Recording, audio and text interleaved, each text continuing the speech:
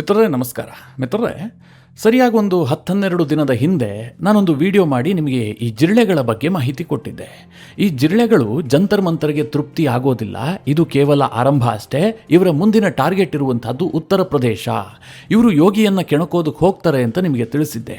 ಆಗ ಕೆಲವರು ಕಮೆಂಟ್ ಹಾಕ್ಬಿಟ್ಟು, ಇಲ್ಲ ಸರ್, ಉತ್ತರ ಪ್ರದೇಶಕ್ಕೆ ಹೋಗೋದು ಡೌಟು, ಇವರು ಬಿಹಾರಕ್ಕೆ ಹೋಗ್ತಾರೆ ಅಂತ. ಬಿಹಾರಕ್ಕೆ ಹೋಗ್ತಾರೆ ಅನ್ನೋದರಲ್ಲಿ ಯಾವುದೇ ಲಾಜಿಕ್ ಇಲ್ಲ. ಯಾಕೆ ಗೊತ್ತಾ? ಬಿಹಾರದಲ್ಲಿ ಚುನಾವಣೆ ಮುಗಿದು ಹೋಗ್ಬಿಟ್ಟಿದೆ. ಬಿಹಾರದಲ್ಲಿ ಇನ್ನು ಚುನಾವಣೆ ಬರೋದು 4 ವರ್ಷದ ನಂತರ. ಲೋಕಸಭಾ ಚುನಾವಣೆಗೆ 2.25 ವರ್ಷ ಇದೆ. ಹೀಗಾಗಿ ಇವರಿಗೆ ಬಿಹಾರದಲ್ಲಿ ಬೇಳೆಕಾಳು ಬೇಯಿಸೋದಕ್ಕೆ ಏನೂ ಇಲ್ಲ. ಇವರ ಟಾರ್ಗೆಟ್ ಇರುವಂತಹದ್ದೇ ಉತ್ತರ ಪ್ರದೇಶ. ಉತ್ತರ ಪ್ರದೇಶ ಇವರ ಟಾರ್ಗೆಟ್ ಅಲ್ಲ. ಉತ್ತರ ಪ್ರದೇಶವನ್ನು ಟಾರ್ಗೆಟ್ ಮಾಡ್ತಾ ಇರೋದು ಇವರ ರಾಜಕೀಯ ಗಾಡ್ ಫಾದರ್ಗಳು. ಈಗ ಇದನ್ನ ಈ ದೊಡ್ಡ ಜಿರಳೆ ಓಪನ್ ಆಗಿ ಹೇಳ್ಕೊಂಡಿದ್ದಾನೆ. ನೀವು ದೊಡ್ಡ ಜಿರಳೆ ಅಂತ ಬೇಕಾದರೂ ಕರೀರಿ ಅಥವಾ ಜೂನಿಯರ್ ಪಪ್ಪು ಅಂತ ಬೇಕಾದರೂ ಕರೀರಿ, ಎಲ್ಲವೂ ಈತನಿಗೆ ಸೂಟ್ ಆಗುತ್ತೆ. ಈತ ಓಪನ್ ಆಗಿ ಘೋಷಣೆ ಮಾಡಿದ್ದಾನೆ, ನಮ್ಮ ನೆಕ್ಸ್ಟ್ ಟಾರ್ಗೆಟ್ ಉತ್ತರ ಪ್ರದೇಶ, ನಾವು ಉತ್ತರ ಪ್ರದೇಶಕ್ಕೆ ಹೋಗ್ತೀವಿ. ಅದಕ್ಕೊಂದು ಪ್ಲಾನ್ ಆಫ್ ಆಕ್ಷನ್ ಅನ್ನ ಕೂಡ ಇವರು ರೆಡಿ ಮಾಡಿಕೊಂಡು ಘೋಷಣೆ ಮಾಡಿಬಿಟ್ಟಿದ್ದಾರೆ. ಅದನ್ನು ಇವರು ಜಂತರ್ ಮಂತರ್ ಸೀಸನ್ 2 ಅಂತ ಕರೀತಾ ಇದ್ದಾರೆ. ಬಹಳ ಇಂಟ್ರೆಸ್ಟಿಂಗ್ ಆಗಿದೆ. ಉತ್ತರ ಪ್ರದೇಶಕ್ಕೆ ಹೋದ್ರೆ ಏನಾಗುತ್ತೆ? ದೆಹಲಿಯಲ್ಲಿ ಬೆಂದ ಬೇಳೆ ಉತ್ತರ ಪ್ರದೇಶದಲ್ಲಿ ಬೇಯುತ್ತಾ? ಬಹಳ ಮಜಾ ಸಂಗತಿಗಳಿದಾವೆ. ಈ ವಿಡಿಯೋದಲ್ಲಿ ಸ್ವಲ್ಪ ಡೀಟೇಲ್ ಆಗಿ ತಿಳಿಸ್ಕೊಡ್ತೀನಿ. ನೀವು ಈ ವಿಡಿಯೋನ ಕೊನೆವರೆಗೂ ಮಿಸ್ ಮಾಡದೆ ನೋಡಿ.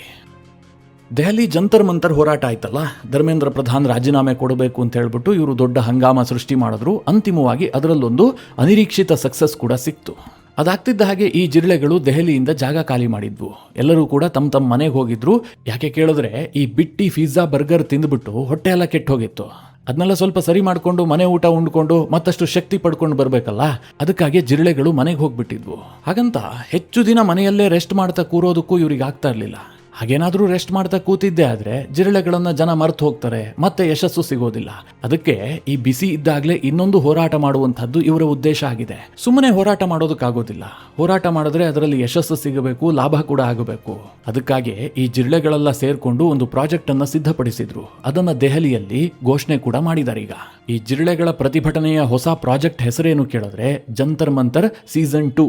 ಈಗ ಸರಿಗಮಪ, ಬಿಗ್ ಬಾಸ್ ಇವರೆಲ್ಲರೂ ಕೂಡ ಒಂದಾಗ್ತಿದ್ದ ಹಾಗೆ ಒಂದು ಸೀಸನ್ ಅನ್ನ ತರ್ತಾರಲ್ಲ, ಅದೇ ರೀತಿಯಾಗಿ ಈ ಜಿರಳೆ ಪಕ್ಷದವರು ಜಂತರ್ ಮಂತರ್ ಸೀಸನ್ 2 ಅನ್ನ ಘೋಷಣೆ ಮಾಡಿದ್ದಾರೆ. ಈ ಅಭಿಜಿತ್ ದೀಪ್ಕೆಯೇ ಘೋಷಣೆ ಮಾಡಿದ್ದು. ಈತ ಘೋಷಣೆ ಮಾಡಿದ್ದಾನೆ, ನಾವು ಈ ದೇಶದ ಸರ್ಕಾರಿ ಶಾಲೆಗಳ ಕುರಿತಾಗಿ ಮುಂದಿನ ಹೋರಾಟವನ್ನ ಮಾಡ್ತೀವಿ. ಜನ್ ಆಲ್ಫಾ ನಮ್ಮ ಮುಂದಿನ ಟಾರ್ಗೆಟ್. ಆತ ಹೇಳ್ತಾನೆ, 2 ತಿಂಗಳ ಕಾಲದಲ್ಲಿ ನಾವು 100 ಸರ್ಕಾರಿ ಶಾಲೆಗಳನ್ನು ಸರಿ ಮಾಡಿದ್ದೆ ಆದರೆ ಅದರ ಇಂಪ್ಯಾಕ್ಟ್ ಯಾವ ರೀತಿಯಾಗಿ ಆಗುತ್ತೆ ಅಂತಂದ್ರೆ, ಮುಂದಿನ ದಿನಗಳಲ್ಲಿ 1,000 ಸ್ಕೂಲ್ ಸರಿ ಹೋಗುತ್ತೆ. ಅಂದ್ರೆ ಜನ ಅದರಿಂದ ಪ್ರೇರೇಪಣೆಗೊಂಡು ಎಲ್ಲರೂ ಕೂಡ ಸರ್ಕಾರಿ ಶಾಲೆಗಳ ಬಗ್ಗೆ ಧ್ವನಿ ಎತ್ತುತ್ತಾರೆ. ನಾವು ಜಂತರ್ ಮಂತರ್ನಲ್ಲಿ ಪ್ರತಿಭಟನೆ ಮಾಡಿದ್ವಲ್ಲ, ಇದರ ಇಂಪ್ಯಾಕ್ಟ್ ಕೂಡ ಹಾಗೆ ಆಯಿತು. ನಾವಲ್ಲಿ ಪ್ರತಿಭಟನೆ ಮಾಡ್ತಾ ಇರುವಂತಹ ಸಂದರ್ಭದಲ್ಲಿ ಈ ಜನ್ ಆಲ್ಫಾ ಅಂದ್ರೆ ಪ್ರೈಮರಿ ಮತ್ತು ಹೈಸ್ಕೂಲ್ ವಿದ್ಯಾರ್ಥಿಗಳು ಅನೇಕ ಕಡೆ ಪ್ರತಿಭಟನೆ ಮಾಡಿದ್ರು. ಸರ್ಕಾರಿ ಶಾಲೆಗಳ ದುರವಸ್ಥೆಯ ಬಗ್ಗೆ ಅವರು ಧ್ವನಿ ಎತ್ತಿದ್ರು. ಇದು ನಮ್ಮ ಹೋರಾಟದ ಇಂಪ್ಯಾಕ್ಟ್. ಹೀಗಾಗಿ ನಾವು ಸರ್ಕಾರಿ ಶಾಲೆಗಳನ್ನು ಸರಿ ಮಾಡಬೇಕು ಅಂತ ಒಂದು ದೊಡ್ಡ ಹೋರಾಟ ಮಾಡಬೇಕು. ಇದು ಜಂತರ್ ಮಂತರ್ ಸೀಸನ್ 2. ನಾವು ಶಾಲೆಗಳ ದುಸ್ಥಿತಿಯ ಬಗ್ಗೆ ಸರ್ಪಂಚ್ಗಳಿಗೆ ಮಾಹಿತಿಯನ್ನ ಕೊಡ್ತೀವಿ. ಅದನ್ನು ಸರಿ ಮಾಡೋದಕ್ಕೆ ಕಾಲಾವಕಾಶವನ್ನು ಕೂಡ ಕೊಡ್ತೀವಿ. ಸರಿ ಹೋಗದೇ ಇದ್ರೆ ನಾವು ಧರಣಿಯನ್ನು ಮಾಡ್ತೀವಿ. ಹೀಗೆಲ್ಲ ಈತ ಧಮ್ಕಿ ಹಾಕಿದ್ದಾನೆ. ಮಿತ್ರರೇ, ಈತನ ಇಂಟೆನ್ಷನ್ ಬಹಳ ಸ್ಪಷ್ಟ ಇದೆ. ಈತ ಓಪನ್ ಆಗಿ ಅದನ್ನು ಹೇಳ್ಕೊಂಡಿದ್ದಾನೆ. ಮೇಲ್ನೋಟಕ್ಕೆ ಈತ ಭಾಷಣ ಮಾಡುವಂತಹ ಸಂದರ್ಭದಲ್ಲಿ ಇದು ಯಾವುದೇ ರಾಜಕೀಯ ಉದ್ದೇಶಕ್ಕಲ್ಲ, ನಾವು ಯಾವುದೇ ರಾಜಕೀಯ ಪಕ್ಷವನ್ನ ಟಾರ್ಗೆಟ್ ಮಾಡ್ತಾ ಇಲ್ಲ ಹೀಗಂತ ಹೇಳ್ತಾನೆ. ಆದರೆ ನೆಕ್ಸ್ಟ್ ಸೆಂಟೆನ್ಸ್ ಮಾತನಾಡುವಂತಹ ಸಂದರ್ಭದಲ್ಲೇ ನಾವು ಈ ಹೋರಾಟ ಮಾಡಿದ್ದೆ ಆದ್ರೆ ಇದಕ್ಕೆ ಬಿಜೆಪಿ ವೋಟರ್ಸ್ಗಳು ಕೂಡ ಬೆಂಬಲ ಕೊಡ್ತಾರೆ. ಯಾಕೆಂದ್ರೆ ಬಿಜೆಪಿ ವೋಟರ್ಸ್ಗಳ ಮಕ್ಕಳು ಕೂಡ ಸ್ಕೂಲಿಗೆ ಬರ್ತಾ ಇರ್ತಾರೆ. ಅಂದ್ರೆ ಮಿತ್ರರೇ, ಸ್ಪಷ್ಟವಾಗಿ ಅರ್ಥ ಮಾಡ್ಕೊಳ್ಳಿ, ಇವರು ಮುಖವಾಡ ಹಾಕೊಂಡು ಜನರ ಎದುರುಗಡೆ ಬರೋದಕ್ಕೆ ಪ್ರಯತ್ನ ಮಾಡ್ತಾ ಇದ್ದಾರೆ. ನಾವು ಬಿಜೆಪಿಯ ವಿರೋಧಿಗಳಲ್ಲ, ನಾವು ಜನಾನುರಾಗಿಯಾಗಿ ಮಾಡ್ತಾ ಇರುವಂತಹ ಹೋರಾಟ ಅಂತ. ಆದ್ರೆ ಒಳಗಿರುವಂತಹ ಭಾವನೆ ಇವರಿಗೆ ಗೊತ್ತಾಗದೆ ಬರುತ್ತೆ. ಇದಕ್ಕೆ ಮುಂದುವರೆದು ಈತ ಒಂದು ಮಾತು ಹೇಳ್ತಾನೆ, ಈಗ ಎಲ್ಲಿ ಚುನಾವಣೆ ಬರ್ತಾ ಇದೆ ಅಂತ ನಿಮ್ಗೆ ಗೊತ್ತಲ್ವಾ? ಆಗ ಅಲ್ಲಿ ಎದುರುಗಡೆ ಇರ್ತಾರಲ್ಲ ಈತನ ಹೊಗಳು ಭಟ್ರುಗಳು, ಅವರೆಲ್ಲ ಹೇಳ್ತಾರೆ ಉತ್ತರ ಪ್ರದೇಶ ಅಂತ. ಆಗ ಈ ದೀಪ್ಗೆ ಹೇಳ್ತಾನೆ, ಹೌದು, ಅಲ್ಲೇ ಚುನಾವಣೆ ಬರ್ತಾ ಇದೆ. ಅಲ್ಲಿನ ಚುನಾವಣೆ ಕೇವಲ ಅಲ್ಲಿನ ಸರ್ಕಾರ ರಚನೆ ಮಾಡೋದಕ್ಕೆ ಮಾತ್ರ ಅಲ್ಲ, ಈ ದೇಶದ ಕೇಂದ್ರ ಸರ್ಕಾರವನ್ನು ನಿರ್ಧಾರ ಮಾಡುವಂತಹ ಚುನಾವಣೆ. ಹೀಗಾಗಿ ನಾವು ಹೋರಾಟ ಮಾಡಿದ್ದೇ ಆದ್ರೆ ಆ ಹೋರಾಟಕ್ಕೆ ಯಶಸ್ಸು ಸಿಗುತ್ತೆ. ಹೀಗಂತ ತನ್ನ 2ನೇ ಹೋರಾಟ ಉತ್ತರ ಪ್ರದೇಶವನ್ನು ಗುರಿಯಾಗಿಸಿಕೊಂಡೇ ಇರುತ್ತೆ ಅನ್ನೋದನ್ನ ಈತ ಸ್ಪಷ್ಟವಾಗಿ ಹೇಳ್ಕೊಂಡಿದ್ದಾನೆ.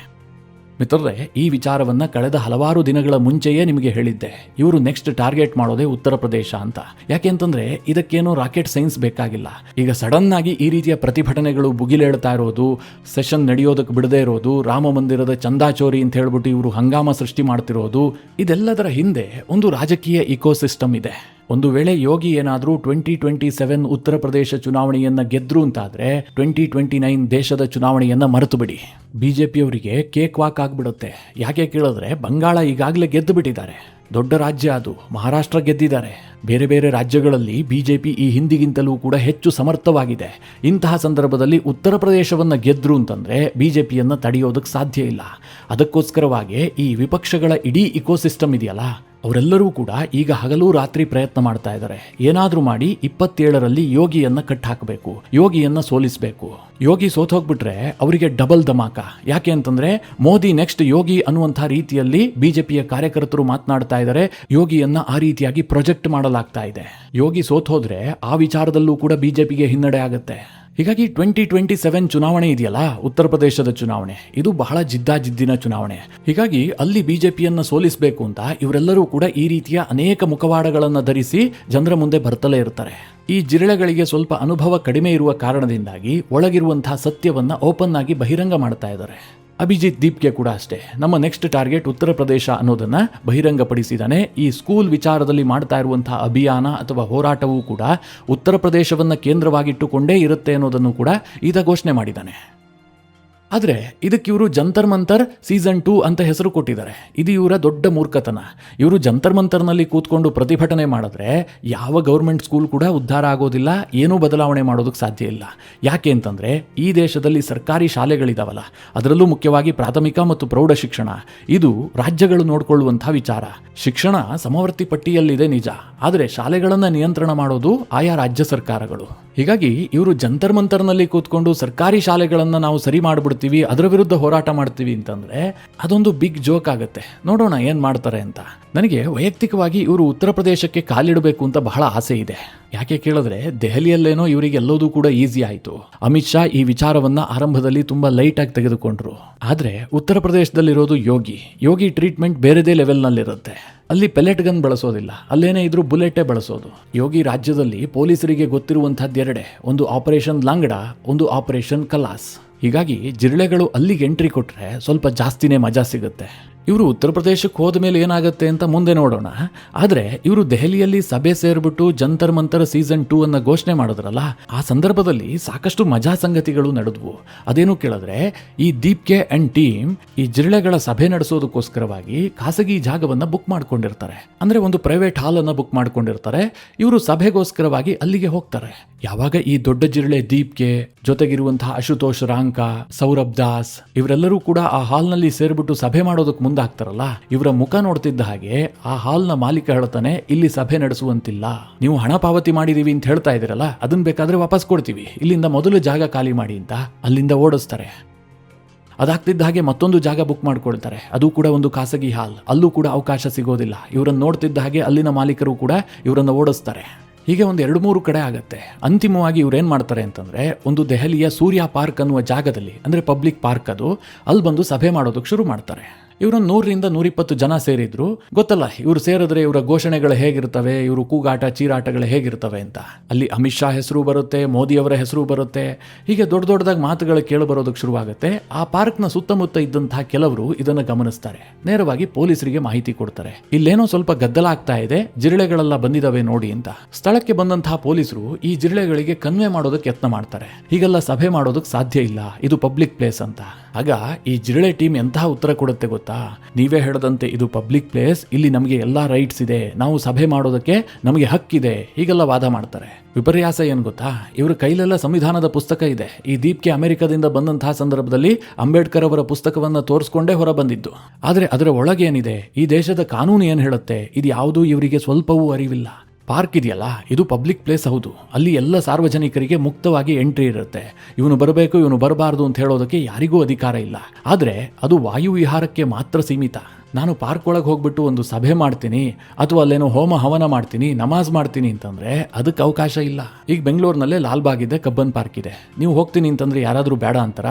ಅದೇ ಮಿತ್ರರೇ, ನೀವೊಂದು 100 ಜನ ಸೇರ್ಬಿಟ್ಟು ಅಲ್ಲಿ ಮೈಕ್ ಹಿಡ್ಕೊಂಡು ಒಂದು ಸಭೆ ಮಾಡ್ತೀನಿ ಅಂತಂದ್ರೆ ಲಾಲ್ಬಾಗ್ನ ಆಡಳಿತ ನಿಮ್ಗೆ ಅವಕಾಶ ಕೊಡುತ್ತಾ?